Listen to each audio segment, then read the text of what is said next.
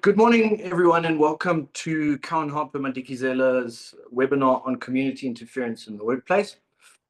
My name is Neil Kutzer. I'm the head of employment at Cowan-Harper-Madikizela. Today, we'll be trying our very best to unpack something that is becoming increasingly problematic for employers, and I would go so far as to say that it's becoming intractable. We've been dealing as practitioners with this issue for almost a decade, and we still don't really have any clear answers, but we think we have a way forward. So we're very glad that you've joined us today. With me to tackle this very difficult issue is Heda Shensema. She's an executive in our employment law team. Good morning. She's been recognized by Best Lawyers for her expertise in employment law for several years, and she regularly sits as an acting judge in the Labour Court. And then also with us is James Horn. He's a partner in our employment team. James is based in our Cape Town office, and he'll be sitting as an acting judge later this year. So you guys are in good hands this morning. If there are questions that you wish to ask, because there usually are questions with this sort of issue, could we just ask that you use the Q&A function? I think chat has been disabled, but please do use the Q&A function. What we're going to try and do is have a chat about the issues and possible solutions, and then maybe in the last 10 or 15 minutes, we'll try and get to some of the questions. And we'll save only the difficult ones for Heda and James, and I will pass them those questions. So kind of you. Thank you. Thank you. So I think maybe to get the ball rolling on this issue, because it's so broad in relation to community interference at the workplace. What we're trying to deal with is employers and their obligations. Maybe a good place to start, and James, maybe you can kick us off, is what are an employer's obligations under the Labour Relations Act? Because we're employment lawyers, that's what we know, and we've been dealing with this community interference issue in the context of the LRA often. Yeah, so the LRA is an incredibly useful piece of legislation because it creates both legal rights and also a bespoke set of procedures which govern how parties interact with one another. It establishes a sort of voluntary schema of collective bargaining. It allows unions where they are sufficiently or majority representative to get organizational rights, and it creates a process for them to do that. Disputes can be referred to the CCMA, or alternatively, you could strike to obtain organizational rights. But even if you engage in a strike, you're subject to a defined procedure under the LRA. Because it's voluntary collective bargaining, if there's a refusal to bargain dispute, that would also proceed to the CCMA, and an advisory arbitration award would be issued. And ultimately, where parties do engage in collective bargaining, and this sort of happens in most cases, it's typically subject to recognition agreements, which set out things like, how do we engage with one another? When do we hold our meetings? What will we discuss at those meetings? What happens if we deadlock? And what is the dispute resolution mechanism? So it's the schema of the Act, really, to set up procedural mechanisms through which parties can engage one another. That's in the employment law context. Of course, in the context of engagements with the community, it's debatable whether there's any similar piece of legislation or any similar procedure that exists to facilitate those sort of discussions. Yeah, so I mean, I think it's quite interesting because the Labour Relations Act is premised on, amongst other things, voluntarism, right? So our entire structure of collective bargaining and engagement with unions is voluntary. We don't have a duty to bargain. If an employer doesn't want to do it, they don't have to, but they may face a strike and disruption of their business. So in that sense, probably not too different from the community. But Heda, where does community fit into all of this? So Neil, I mean, we've all been around the block and then some in relation to how this landscape has changed over the years. And from a personal experience, when Medupi first started, and as we had discussed in preparation for our webinar today, in 2008, that was merely a felt. And we were standing there and we were trying to get the groundwork underway. And that is when the local community started engaging, obviously, with our client on the basis to try and force our client to hire local community members for purposes of employment. As we know, various aspects impact our lack of employment, and large-scale employers are often used for purposes of trying to force me to hire you as a result of you being in that area. So as far back, for me, we're talking 2008, where community impact, community violence, community holding us to ransom became the norm, in the sense that it was no longer, to James's point, where it was just the trade unions and the employers facing off on each other, but now it became a local community aspect. And as we all know from the power stations perspective, project labor agreements were then concluded, which ultimately then forced various subcontractors to engage local community members first, before they could then go outside of their areas to employ people. And there was rigorous processes that they had to follow in order to ensure that they could justify why you and I were being pulled in from Gauteng to go up to the Northern Cape, for example, and to be able to explain why that was happening.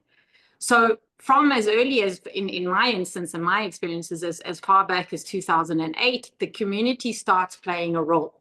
The LRA obviously makes no provision for that, as James has alluded to. And whilst there is no legal obligation on the employer to engage with the community, the reality is we have to. There are shortages everywhere. The municipalities, unfortunately, are not doing what they're supposed to be doing. As we were talking yesterday, 41 of the 300 odd municipalities that we have clean audits, the rest are not. And this obviously has a severe impact on our communities and their abilities to receive services, to be able to be employed, etc. So where do we go? The community then looks at this large employer arrives in the area and thinks, well, I can need to place pressure on this large employer in order for me to have a chance to be employed. The knock-on effect of that is obviously not just in relation to employment, it's also the impact that it's having on the services that are being provided to those various projects, and our clients, the employers, having to then engage with those subcontractors because they're effectively held to ransom, as you know, from a construction mafia. And I'm not going to speak to that because you're the one who deals with more than I do in that regard, Neil. But the fact of the matter is the reality of doing business in South Africa forces big companies, or any company for that matter, to engage with the local communities for purposes of trying to get their projects completed. I think we'll get into some of that. I mean, in some instances, we have legislation that requires this, and I think James will speak to that a little bit later. But I think the important thing here, before we start moving into the various issues that are causing this, I think in the context of the LRA, we have this concept of a matter of mutual interest. And that is between an employer and employees, right? So in a sense, while it's a broad term, it's limited to the workplace, right? So is the term mutual interest broad enough, James, to encompass a community demand necessarily? Well, I think the answer to that question is yes. You quite often face, your demands in a wage negotiation. The traditional demand is a X% increase, or I would like this particular benefit or additional time off or something like that. But that has slowly bled into things like use my union medical aid or provide medical aid for my family. And then there's discussion in relation to transport in the local community. And those things have slowly started to bleed into security discussions. And so while from a technical legal perspective, a matter of mutual interest must be a matter between employer and employee, the employee's interests, given the collapse of the municipality, I think are more and more to say to the employer, what can you do about this, that, and the next thing that would traditionally fall outside of the scope of an employment relationship, but is more and more being subject to demands. And so it's not uncommon to see demands for, we need to set up healthcare in this remote area where I work. What are you doing about that, employer? And it's not just healthcare for the employees, it's healthcare for the employees and their families.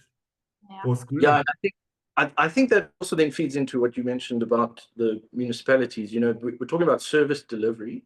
We have service delivery protests all the time. Often you'll have an employer with operations in a fairly remote region where they are the big employer in that region. Correct. And where the municipality perhaps is not functioning as it should, I suppose employers are being asked to pick up the slack. Yeah, to step in and do what ordinarily, from a clinic perspective to a transport perspective, that's all being provided by the big employers in the areas. Yeah, so there are various reasons that employers are kind of being sucked into this sort of community scenario. Some of it is legislative, some of it is through just happenstance, I suppose, the way we are. So I think before we get to sort of the legal aspects, maybe let's chat about some of the other reasons. Maybe,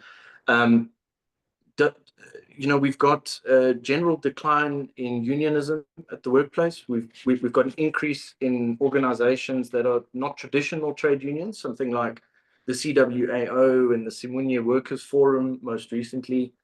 We've had political parties coming to the workplace. What have the courts said about some of this stuff? Well, in relation to EFF, as we know, there's numerous case law that specifically says there's no obligation on the employer to engage with the EFF for purposes of employment rights. That having been said, however, you are held to ransom ultimately if your project is now halted because you're now having community unrest. The case law in that instance, whilst it favors the point that we're making that there's no obligation on you to engage with the local community, etc. But in reality, what choice do we have? The stark realities in South Africa, unfortunately, force the larger employer, given the fact of the challenges and perhaps in many instances the failures by the government to assist local communities, to ensure that the local communities are properly provided for. So in that instance, as I say, despite the case law saying EFF can't come in and make demands, etc., it's happening. Yeah. So, and I mean, we will be discussing this later, is how do we effectively deal with that? You can't just simply ignore it and say, well, I don't need to engage with you. If you need to get the project off the ground and your project is being held to ransom because you're refusing to engage with various local communities or the leader of the community, it's not going to get your project off the ground in that sense. And that's unfortunately the power they yield in that sense. And I think that, can I just weigh in there? Even the court's attitude to this has been a bit, not necessarily that helpful to employers. There's that Brightstone versus Gordon Spa matter. The EFF sends its community members into the spa, it shuts down the spa. And the Labour Court says that the official from the EFF is responsible for what happened there and holds him responsible.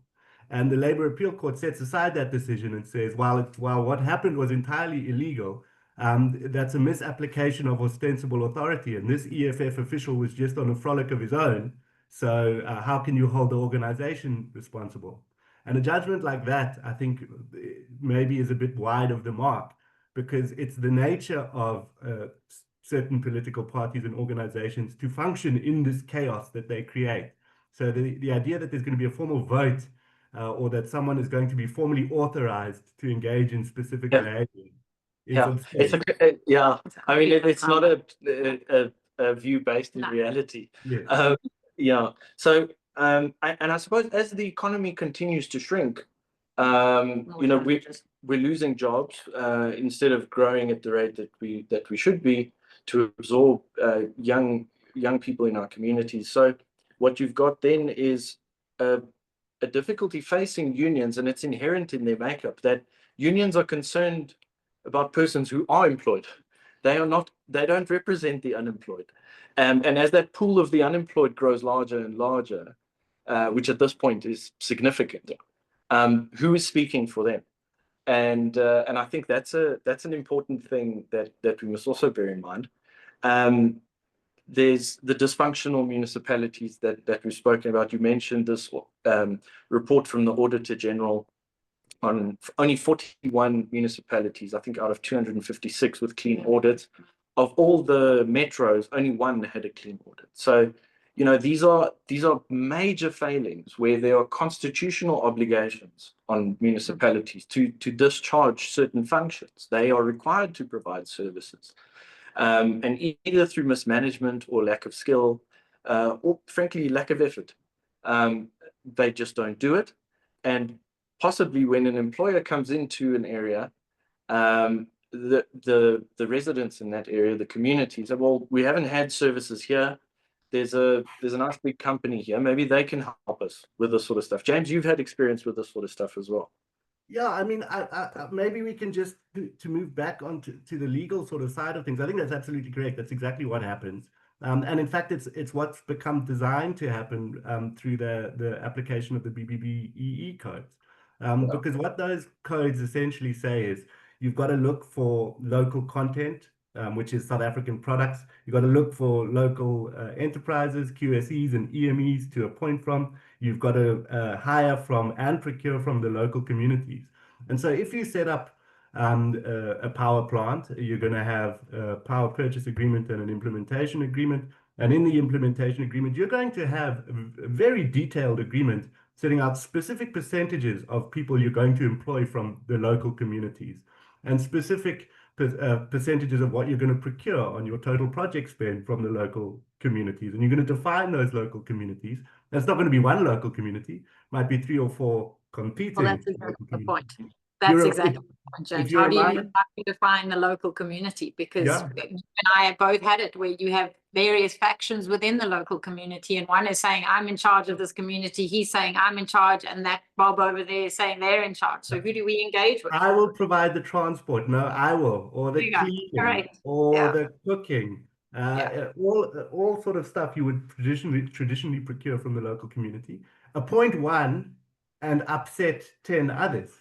It's almost like a doomed to fail sort of situation. This is the volatility that this schema creates. And it's the same under the mining charter, and you have social labor plans. You're going to provide housing and schooling, etc. Where do you put your school? Who has to travel to school and who doesn't? And so you have this, I don't want to call it rocket fuel for community issues, but it's almost like that. It's a well-intentioned, obviously, piece of legislation, and they're included in agreements which are well-intentioned. But the upshot of those agreements is that you create this wild competition amongst, as you said, Heather, divergent community members. And so the moment you engage in any sort of procurement or any sort of employment, it's almost a matter of fact going to create upsetness. And what is the default way South African unemployed, failed from the municipality perspective communities express their dissatisfaction? What is the way that they compel you to hear them? And in South Africa, we all know that that is typically through violence or protest action or violent protest action. We will shut your site until you hire these people or you appoint this transport company to provide your transport. So I think that also then feeds into a sort of, because we have to get things done at the end of the day. Well, that's it. Yeah. And we have these obligations under the BEE codes and our social labor plans under the MRPDA. And you know, we've got to deal with it. We've got to carry on with business. So I suppose employers are left with a very difficult choice to make. Do I appoint the guy who is giving me a lot of hassles as the transport supplier, even though I know he has no trucks in his fleet? So I'm rewarding him for his bad behavior. Yeah. So essentially what, I mean, and this is the problem with the setup, is that as soon as you designate that you have to use the local community, which is a noble motive in the legislation, but unfortunately in practice, it hasn't worked like that. It's led to graft. And it's led to rent seeking. And essentially, as you said, James, it's the violence. It's the guy with the biggest gun. Who will control procurement, essentially. And that is why I think you see more and more of actual formal gangsterism, protection racket. You mentioned construction mafia earlier. These concepts are bleeding into one another, community protest action and formalized crime syndicates. Because crime syndicates have realized that they have the biggest gun in certain areas. And so they can say to you, you won't have any issue with the local community if you appoint me. Just you give me my kickback as a protection racket. You give me my funds. I make sure your site runs. You don't suffer your construction penalties. We're all happy. Of course, the consequences of capitulating to a demand from either organized crime or just the local community is that you become known as a party that will capitulate. And so it's never that the demand just stops and you capitulated and the problem is solved.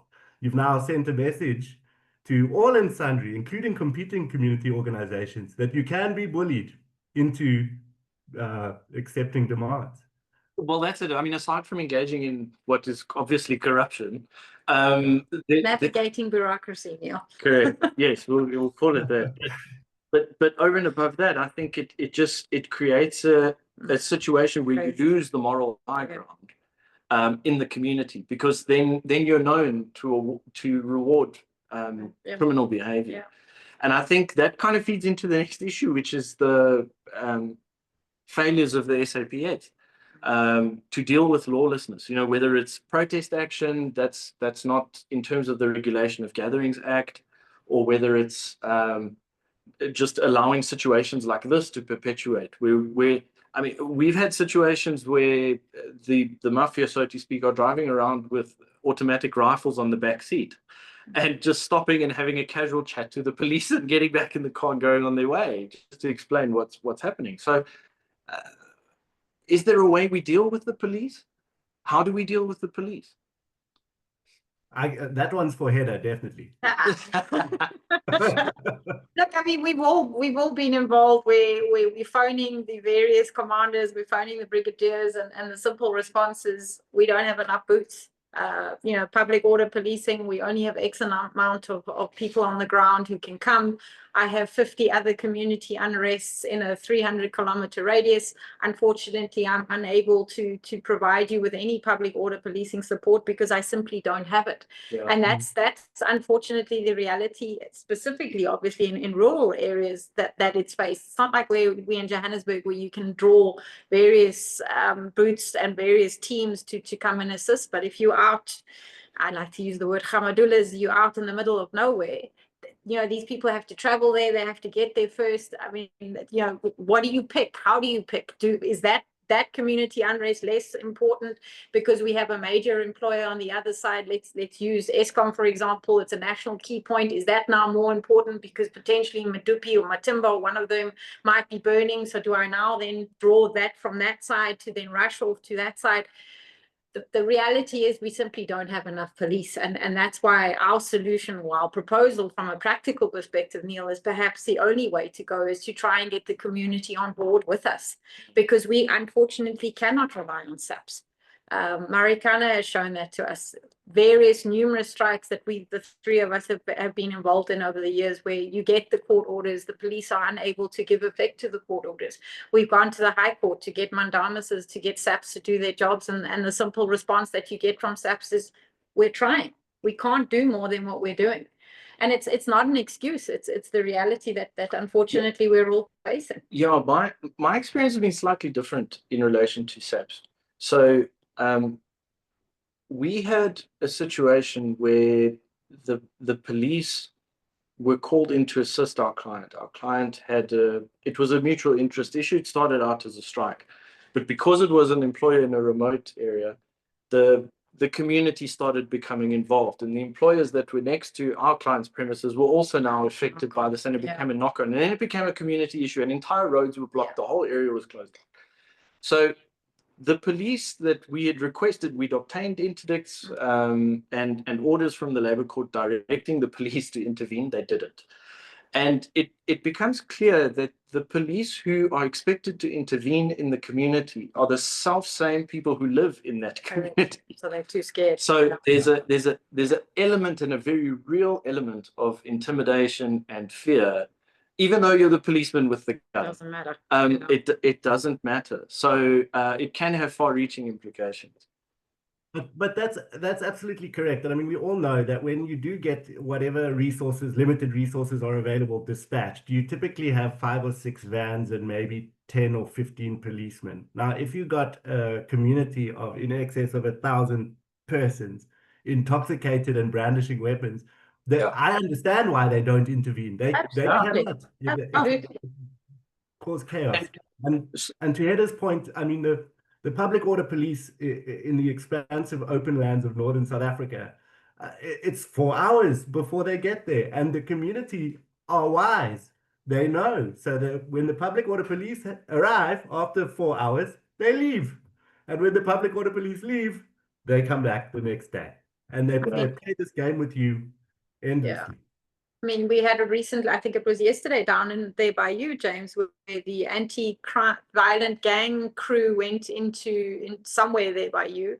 The community started to turn on the police, and the police then decided to withdraw because it was either that or there was going to be bloodshed. So that's the added issue as well, is, you know, our poor SAPS is trying to come in, they're trying to resolve the issues, but then the community turns on them as well. So very difficult. where's the middle ground, in the sense of you want SAPS to come in and assist, then SAPS arrives. Now you're unhappy because I think in that instance down in the Cape, what I heard this morning was that they had arrested someone who was in possession of drugs, and then the entire community then turned on these policemen. They then withdrew in order to ensure the safety of the community at large. And now there's huge criticism for SAPS not doing their jobs. Yeah. All right. So there's a big mess from the side of it. Just to finish off on the SAPS thing, I think what we had to do in that matter was to bring a second application in the High Court to compel the Minister of Police to intervene. And once it got to that level, then there was a different police station that became involved. Okay. From a different area. Yeah. So it became a provincial issue, and then they were quite happy to go in, and then there were arrests, and things started moving. But I mean, how sad is it that you have to escalate it to that level, Neil, to then have to get the provincial police commissioner, et cetera, to become involved to actually get the job done? I mean, again, we've all had those frustrations where you go to the local police, and local police, to James's point and your point, we're living in the community. What do you want us to do? Yeah. You know, those are the stark realities, and a lot of us, I don't think, appreciate that. It's not just that simple, just to say, SAPS, do your job. You know, sometimes they're just not able to. There's just not insufficient support. And you know, to your point, there's 5,000 community members and 10 SAPS guys standing there. What are they going to do? Yeah. Okay, so there are lots of problems, and we can talk about it all day long. But I think most of the people on the webinar are probably experiencing these sort of issues, so they may even have additional problems. But I think the general theme is there, that the community is there and they're not going away. Yeah. And it's probably going to become a more pervasive problem. I think we've seen it become worse over the last 10 years, when it started maybe even longer, 2008 at Medupi, and then it's just getting worse and worse. And I think what we need to look at now is, how do employers deal with this phenomenon, so to speak? And we've obviously got legal options. I'm sure most of the people on the webinar will tell you they've had to apply for interdicts, they've got the interdicts, but that doesn't fix the problem. No, it's not a long-term solution, no. But maybe let's just chat about some of the legal options. James, I know you had like a whole list of things that could be brought as a legal option. I mean, we're not defenseless here. You know, there are things that can be done, but there's a bigger problem. But let's talk about the legal responses. So, well, so there's two. I suppose there's two current existing approaches. The first one is the proactive employer approach through the community liaison officers, which are typically appointed, and the LED municipal officers, local economic development officers, which to some extent formalize engagement with the community. So that is taking place, and there's an attempt, you know, already underway to meet with the community. We'll talk about the problems that exist in that space now. From the legal remedy side, you're correct, Neil. I mean, there's any number. The typical interdict against the community is under the Gatherings Act. And what you will typically try and do is identify the perpetrator or ringleader, who's probably not even going to be at your gates, pulling the strings from behind somewhere. And so if you're able to identify those people, and through sufficient evidence, WhatsApp, social media posts, some other means of tying them to what's happening at your gates, previous demands, you cite those people in the court papers. Then you obtain your interdict under the Gatherings Act, you obtain your costs order, and then the costs order, like the sword of Damocles, hangs over your head here. And you say, if you come back, I'm going to execute, and I'll sell your house or your car. That is not necessarily a threat that is going to succeed for certain of the role players in this space. And you also have great difficulty having the sheriff serve on these people for the same reason as the police don't want to intervene.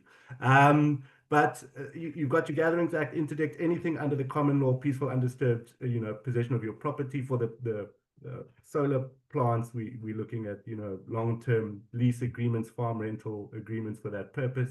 So you've got your common law interdict. You've got under protection from harassment, various remedies there. National Key Point Act, various remedies there.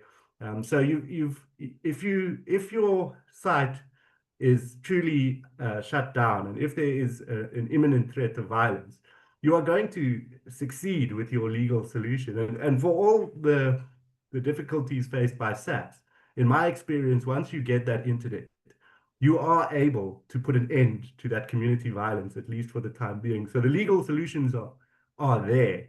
The question, I suppose, the key question is, how do we avoid having to go to court 3 times a year, and the costs and the chaos and the construction penalties? Is there a way through the proactive community liaison route of avoiding just maybe 50% more of these disputes, or 70% more, because the cost savings will be significant? So I think James has been working very hard on a sort of memorandum approach, and we've debated that issue internally at length, actually, for quite some time. So we'll get into that now, but I think just before we deal with that, there's also the Protection from Harassment Act that we could use, whether a legal entity could obtain a protection order is a kind of a debatable issue. We've done it in the past, but I'm not so sure about how enforceable that is. And then there's obviously the interdict you could get under the LRA, and you've spoken about the Regulation of Gatherings Act. But it seems to me that from our discussion, the legal approach is not necessarily going to work, as you've mentioned, James. And what is apparent is that there's possibly a lack of trust, a lack of understanding, a mismatch of expectations versus what's being delivered by the employer and by the municipality and the police. And it seems to me that one of the fundamental issues we've got to do is to delineate who is responsible for what in the community. I mean, it's all good and well to expect the employer to do X, Y, and Z.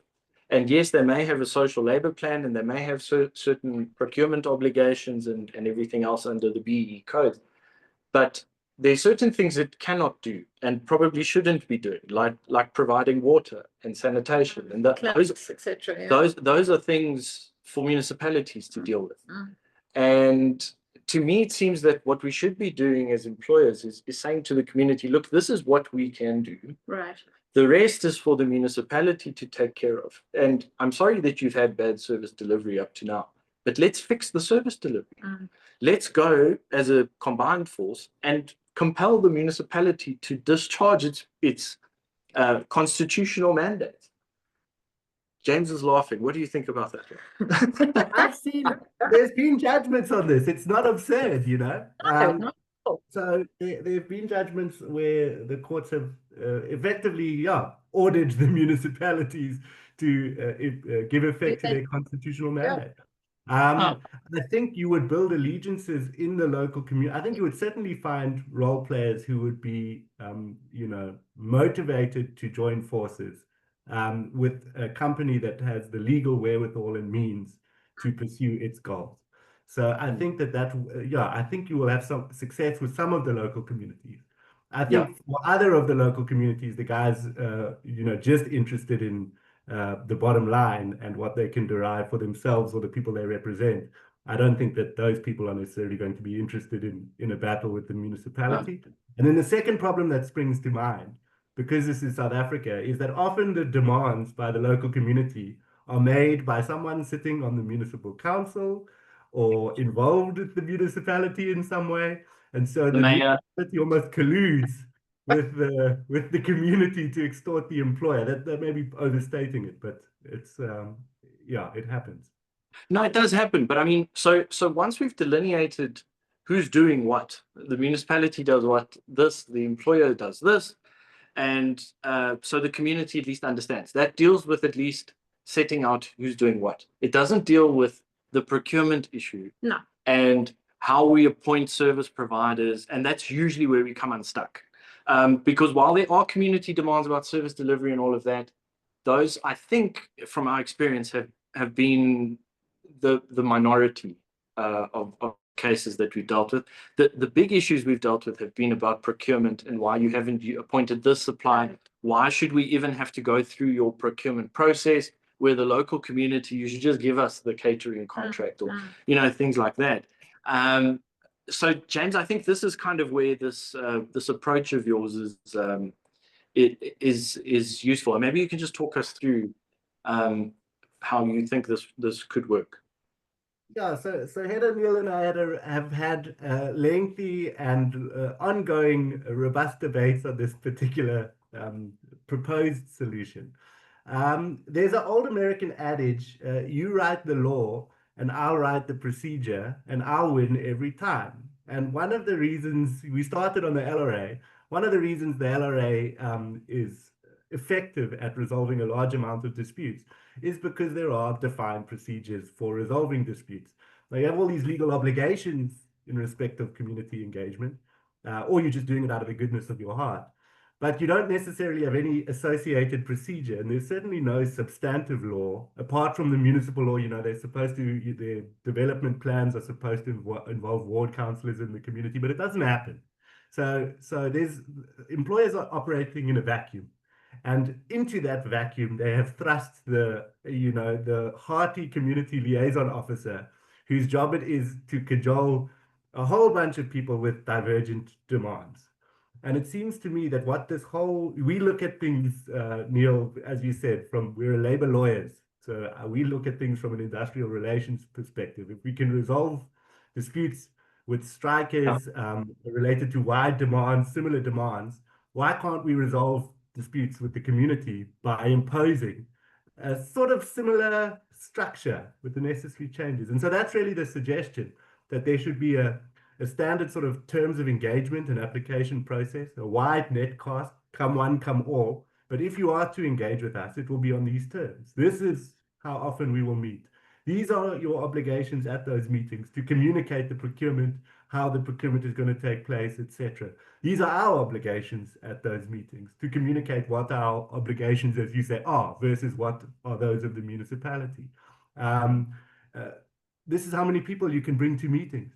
This is how you will communicate with us, at this email address. You're not going to bypass the community liaison officer and write to the chairman of the board in Germany.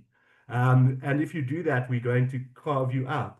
And we'll go so far as to say, if there are disputes, it's corrupt that you appointed that person as your cleaning service and not me, then we can have a defined dispute resolution mechanism.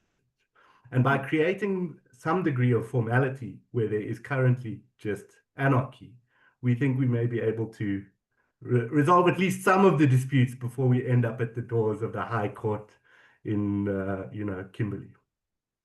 So what you're talking about essentially is establishing a framework agreement. So we say, these are the terms of engagement. This is how we're going to engage with each other. But so now we're going to debate the issue a little bit. So how do we identify who's party to that framework? Isn't that the starting point of this whole thing? Again, you must ask the difficult questions to Heather, Neil, please. Well, who is a community? It's a CIPC registered business, right? A business forum or a closed corporation. And then it's a voluntary association, maybe with the constitution, unincorporated voluntary association, just a collection of persons, youth leaders, religious leaders, political parties. I don't think you can set you have to be this in order to engage with us. Yeah, I think that you should be saying to basically anyone with a legitimate voice in the community, we'll sit with you, but we'll only do it on this basis. And I mean, to James's point, you can't just come into a community and not engage with the community and understand what that community is about, because that's already going to cause huge animosity between you and the community as the company being. So there is an obligation on you as the company coming into a rural area to understand what the issues are in relation to that area. What are the challenges that the local community are facing? Who's in charge of what? That's already going to curry favor going forward, in the sense that you understand the area that you are in. Gauteng is very different to Mpumalanga, or if you go up to the Northern Cape. There's different aspects, there's different challenges in all of these areas that one finds oneself as a large employer. And that obligation, whether the employer wants to or not, and obviously from an international company perspective, it is difficult to understand that. Yes. Because, you know, you as an international company arrive, you think, well, I'm setting up this business, what's the problem? But you can't, it's not in a vacuum. You need to understand that there are going to be challenges that you are unfortunately or fortunately have to deal with as an employer, as a company within South Africa. And to ignore those realities, well, you're never going to succeed. There are many examples of South African companies that have gone to other African countries and failed. Correct, because you don't understand. You don't understand. And I think that employers who are not prepared, they've got to move away from a transactional approach. The thinking is that, yes, we need to go there and we need to open the wallet and spend X amount in the community. I don't know if that's necessarily the right approach. It's what you have to do, but how you do that, I think, is important. And this speaks to this thing about building trust for me. I think if you're going to go into the community as an employer, I think you've got to, as James says, identify who is the community here, who are the guys calling the shots in the community, who are the religious leaders, who are some of the chiefs in the area, etc. Yeah, and who is who are the other businesses in the area? Who is the station commander of the police station? Because you're going to have to get to know him pretty well too, most likely. So who's the municipal manager? Go and build a relationship with the municipality. We've got to build relationships. I think that's extremely important. And if you're going to get this framework agreement, James, that you're suggesting to work, I would say to you that I don't think it would work unless you've got buy-in. You've got to get buy-in, otherwise it doesn't work. And it's not an overnight fix. This is a long-term solution. It's not a perfect solution, to James's point, but I think long-term, if that's how you engage, you will start cutting out those parts of the community that are not prepared to legally, lawfully engage with you. And hopefully that sends the right message to the communities, that the community starts working with you and not against you. Correct. James, you were going to say something. I don't know if I cut you off. I think that covered it beautifully. No, I suppose the other thing is that you have these existing local economic development sort of committees set up by municipalities, and so you will need, as you say, it can't just be a one-size-fits-all solution. You need to plug into, and some of them are effective and some of them are totally dysfunctional, and you might find that the municipality will thank you if you create some degree of order in the chaos that is their LED office. Of course, you don't want to necessarily become responsible for the functioning of a municipal LED office.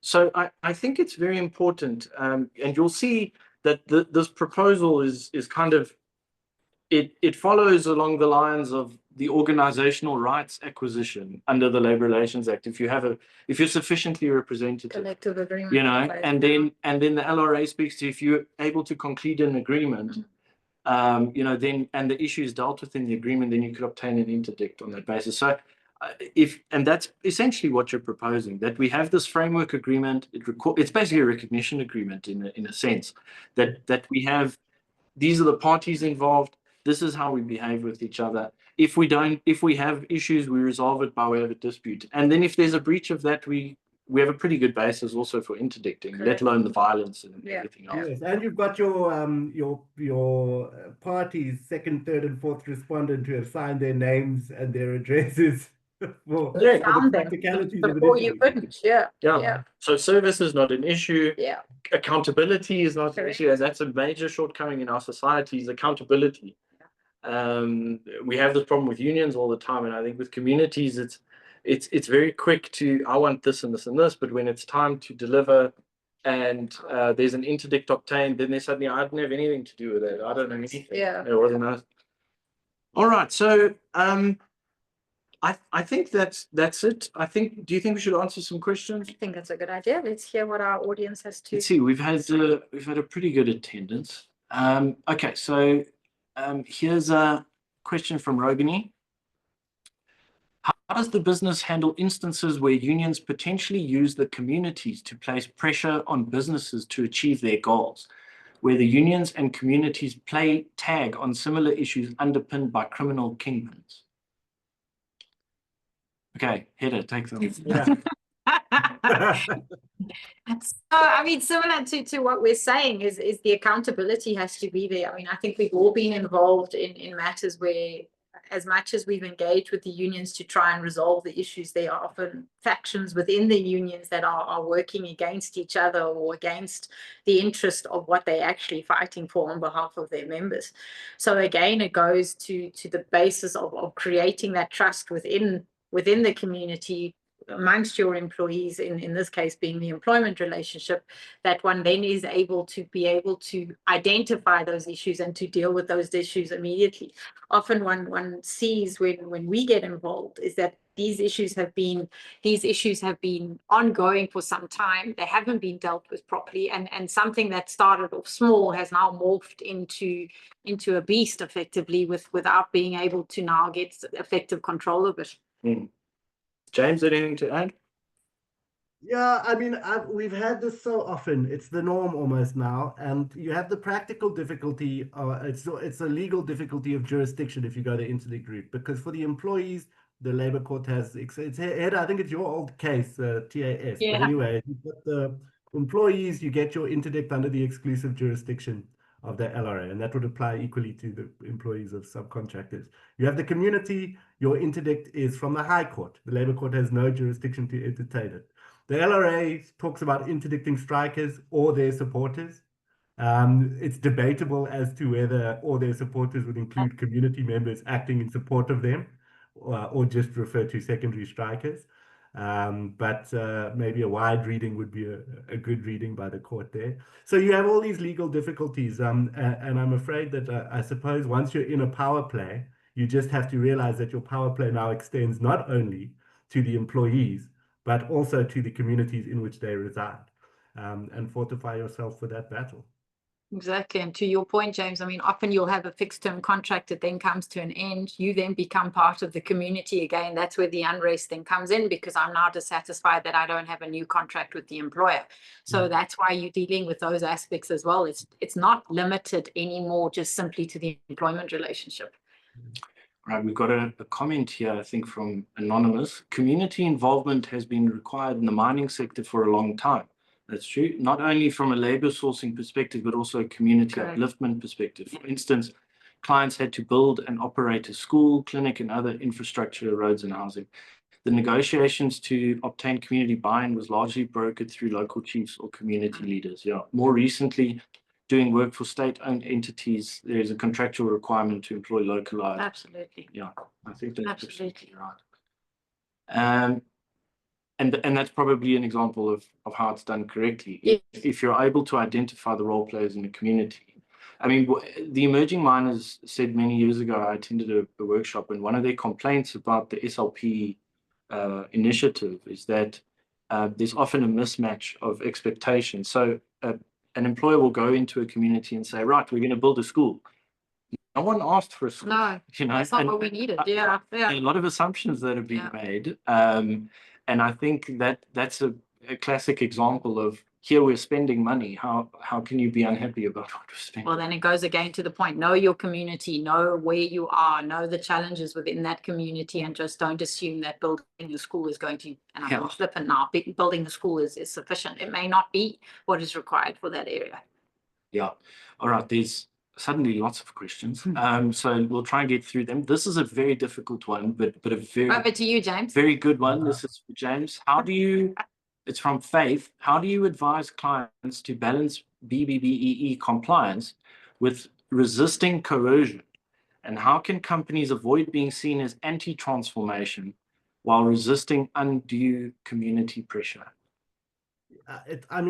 that goes to the heart of what we're talking about. That's an excellent Right. question. I mean, I think firstly, you've got to see that your B-BBEE compliance is fundamental to the business. And so when you have these agreements with whatever you happen to be building and you're putting your B-BBEE plans into place, it is important that we maintain things like local procurement, involvement of local community, etc.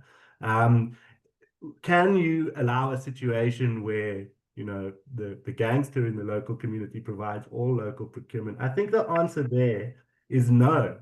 And you've got to kind of draw a line in the sand. And that's easy to say and not so easy to do. The problem is once that door is open and there is even you know, a hint of I can get what I want through ulterior means, then you're on the hook. And you're going to be smashed every single year or month. There will be a different demand, a different extortion. So yeah, you can effectively apply B-BBEE and your codes and your local procurement and employment obligations without getting into bed with the wrong sorts of people. But you have to be incredibly diligent about, you know, not entertaining unlawfulness. And it's very difficult to do in some of the remote places. I accept that. Rogini, you've got another question, but you've already had one, so we're going to skip you. Sorry. Jeanette is one of our colleagues, so we're going to skip her too. Rian, this is for Hedda. From your experience, which function or department in a company is the best equipped to deal with community unrest? I would suggest not the legal department. No. You'll have your ops guys, you'll have your security teams, you'll have, you know, specifically in relation to how your sites are run. So those are the guys who generally have their ear on the ground. Those are the guys who will actually be told whether or not unrest is coming, because often we will be, you know, you'll already know that there are issues in the community, that there are plans afoot to create some form of unrest. So your guys on the ground are what's important. The operations guys, your security guys, your people within the community. Often you'll be able to create good relationships with people in the community in order to receive information from them as to what is happening in the community, which will then obviously assist you in your planning. And as we've always said, from a strike perspective, if you were planning what happens when you are going, or your employees are about to embark on a strike, you start creating the strike diaries, you start implementing all your processes and your strategies. You would do exactly the same here in terms of the community unrest, because this doesn't happen overnight. It builds. Yeah. All right. We've got a question from Sitembiso, also a good one. Is there a way to determine who is local and who is not when it comes to employing locals? We cannot leave this to the community forums, because this then opens up the door to corruption and selling of jobs. Absolutely. James? So, yeah, I mean, this is just, and again, it's an excellent question. So it's actually so, it's not funny, it's tragic perhaps. You have different groups of South Africans sort of pitted against each other. So, you know, if you are in the Northern Cape and you have a workforce that's coming from KZN, but those persons buy houses or have resided for a long time in that area, they consider themselves to be local, are they? Well, it's up for debate. And who makes that determination? Now, we've had some degree of success with having LED officers give us an indication as to what is the local community, and in that way, you are, you know, you're not making the determination as the employer. But if you are compelled to make that determination yourself, you would start by looking at the terms of your commercial agreements and your economic development obligations, because quite often there are fairly detailed definitions in relation to what will be the local community. When you're engaging in these contracts, entering into them, it's a good idea to have that front of mind so that you include detailed definitions of what the local community are. And if they don't exist in your commercial agreement, then you're going to have to rely on common sense and say, you know, are these people truly local? Who does the community regard as local? And you know, the majority will presumably say that it's people who have grown up here, lived here, gone to school here, and not people who have lived here for the last 3 years. I suppose it's also something you could deal with in your framework agreement. Correct. And it goes again to know your community, know the area you're in. Yeah. Okay. I think the last one, because we've got to wrap it up. This is from Anonymous, also a good one. The nature of relationships at a local municipality level change very quickly, and the engagement environment is highly influenced by the political climate. Absolutely. We have clearly articulated stakeholder engagement frameworks, and they will be applicable when it suits the municipality. Is there a case where these framework agreements could be pitched at provincial, district, and local levels? Where are the escalation points if the local municipality instigates the community against your projects? I think one of the major problems we have is that this is like a gray area. There's no legislation that deals with it. Dealing with how this is all supposed to work. So we're feeling our way around in the dark, essentially. What do you guys say? How do we get the municipality to buy into this? Should we be approaching courts to compel them? I mean, I think I was just about to say, to James's earlier point, where there is case law where, you know, people have gone to court to enforce or to get the municipalities to do their jobs. I mean, obviously, it's never been foreseen that just because there's now a changeover, that everything is going to change. So again, it's holding the municipality in the areas to account, and that is going to take some time. But those mechanisms are there. We're not suggesting they're not there. Yeah. And we need to exercise those mechanisms. Yeah. All right, we're still getting questions, but I think we're going to wrap it up there. If you have more questions, feel free to reach out to the speakers. Can I just say thank you to everyone who attended the webinar. I hope it's been informative and enjoyable. And also thank you very much to Hedda and to James for their insights. I think it was really an hour well spent. Just to everyone who's attending, we'll be sending through a sort of brochure on our community interference work that we do. So feel free to look through it and give us a shout out if you need any assistance on those issues. We're dealing with them on a regular basis at this point. Could I ask also that you please visit our LinkedIn page? This video will be uploaded to YouTube, so you can go back and tell your managers there's this amazing webinar that you just saw this morning, and they have to watch it. And you can send them directly to our YouTube channel, and they can watch it there. You'll also find some of our other webinars there. There's other webinars coming up that we'll probably have later in the year. We've got the labor law amendments. We've got employment equity coming into effect pretty soon. It's certainly not boring being a labor lawyer. Not at all. And it's very difficult being in legal and HR if you're in-house, trying to keep up with everything. So I think until next time, thanks very much. Thanks, everyone. Bye-bye.